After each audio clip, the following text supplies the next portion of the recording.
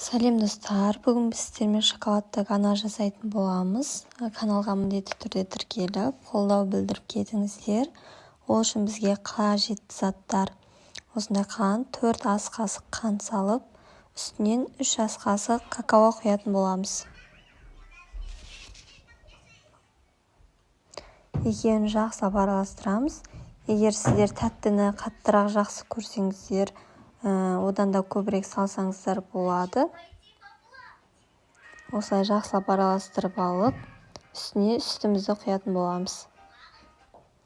Сүтті құйып араластырып, баяу отта бір қайнатып аламыз. Торттың бетіне идеальный ганаш шығатын болады.